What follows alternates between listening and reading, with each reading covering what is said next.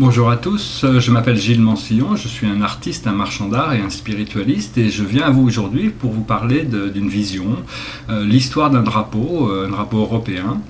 J'ai longtemps vécu aux États-Unis, en 2001 je suis rentré en France et en 2003 je peux donc assister à cette naissance de cet euro, l'Europe des banques, l'Europe des dettes, l'Europe des problèmes, enfin c'est pas vraiment de ça que je veux parler aujourd'hui parce que moi ma vision était plutôt une Europe des peuples.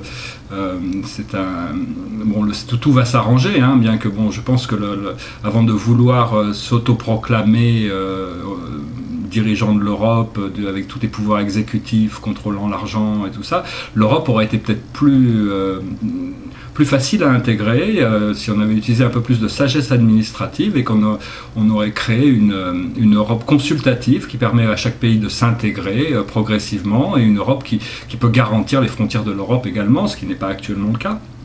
Enfin, cette vision m'est venue, c'était parce que je suis un artiste et je suis quelqu'un qui a toujours travaillé avec le monde de la vision, des autres dimensions. Et un jour, j'ai eu cette vision de voir un drapeau flotter devant le drapeau américain. C'était un drapeau européen qui était constitué de 11 étoiles horizontales, plus 7, 3 et 7. À l'époque, nous avons 25 membres à l'Union européenne. Et donc c'était vraiment quelque chose qui m'a vraiment marqué. Et donc quand je suis sorti de ma méditation, après avoir reçu cette vision, j'ai tout de suite pris une note sur la forme de ce drapeau.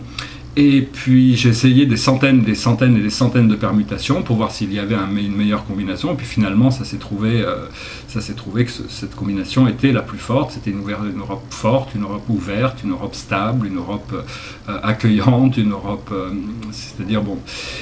Donc après ça, j'ai fait un modèle, un prototype. J'ai déposé ça à l'INPI.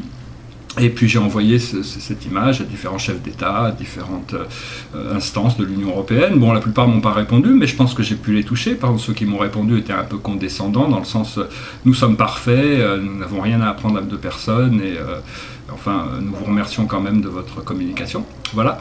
Et donc, mais bon, c'est juste une sorte d'Europe 2.0 qui va devoir se créer, parce que je pense que c'est pas moi, hein, j'ai pas participé à la création de cette Europe, hein, c'est juste un contemplateur, observateur, mais je pense que leurs fondations sont vraiment poreuses et le toit risque de s'écrouler à cause d'avoir forcé un petit peu les peuples à adopter le Deutschmark comme monnaie de base. Et donc le Deutschmark, c'est très bien en Allemagne, mais bon, les Grecs n'ont pas une économie qui leur permet de maintenir la force du Deutschmark. Et donc, nous adorons le peuple grec. Il ne faut pas oublier que ce n'est pas un pays mineur dans l'Europe. C'est eux qui ont inventé la démocratie.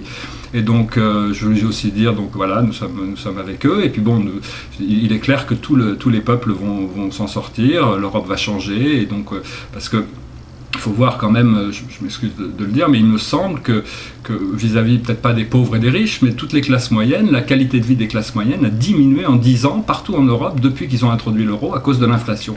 Et donc il va y avoir des changements à faire. Après ça, c'est vous, les citoyens européens, qui vont les faire, hein. Moi, je ne fais qu'exposer des idées. J'espère que vous trouverez mon drapeau intéressant, puis je vous souhaite une excellente journée. Namasté.